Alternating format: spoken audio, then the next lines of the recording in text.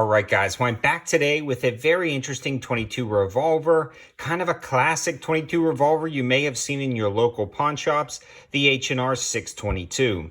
A lot of times you'll be able to find these for very reasonable prices, well under $300 and sometimes well under $200 depending on condition. And a lot of times people discount older revolvers, but I think I've got a gem here in this H&R 622.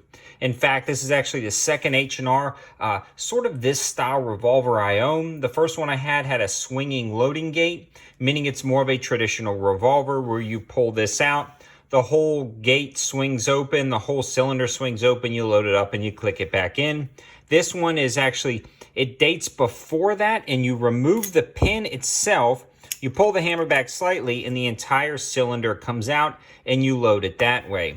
Now, I'm sure there are different versions of this revolver, but you use the pin to pop out these shell casings and it works out actually surprisingly well, and it goes back together very simply. So it's actually not that complicated to use, even though it's a little bit different than what a lot of people are used to.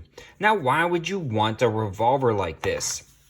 And in my opinion, a lot of the more modern production 22 long rifle revolvers are screaming in price right now.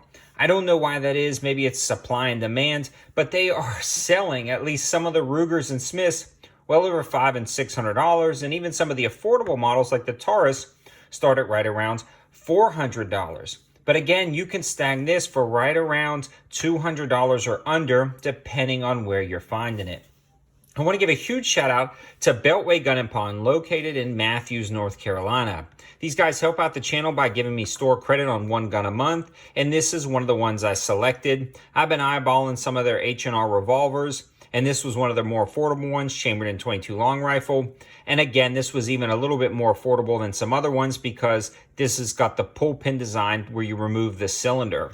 Now, something like this is going to be a fun plinker, a good camp gun, something to train on and something to use. And they've always been very reliable. These aren't these cheap pot metal guns you see at pawn shops.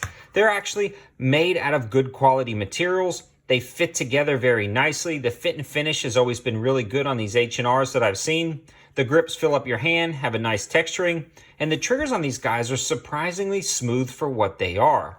In fact, you can actually rattle off some shots pretty quick with these, and I'm a huge fan of the single action mode. It actually has a very crisp and clean trigger on here, and overall, I'm just a big fan of them.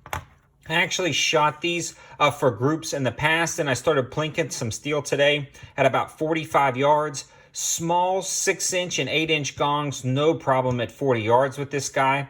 It's actually a tack driver, and that's what draws me to something like this. Now, these aren't new production guns. You're going to have to find to use one, and I believe Beltway Gun & Pawn had a few left over there if you want to check them out if you happen to be in Matthews, North Carolina. And if you go by Beltway Gun & Pawn, you can tell them 704 Tactical sent you over, and they'll give you 10% off whatever they've got in their shop. So remember, tell them 704 Tactical sent you over. If there's any confusion with some of their newer employees, ask for Clint or Scott, one of the managers, and they'll hook you up with that 10% discount.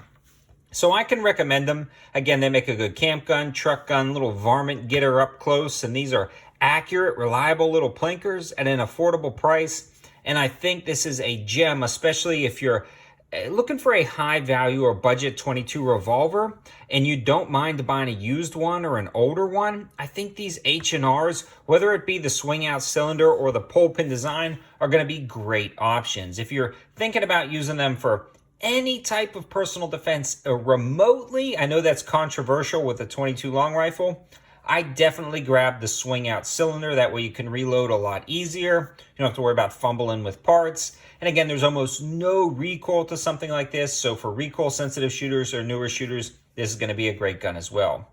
I also want to give a huge shout out to Beltway for just supporting the channel and allowing me to try out new, interesting, and old, pretty cool firearms. Thanks for watching, guys. Have a good one.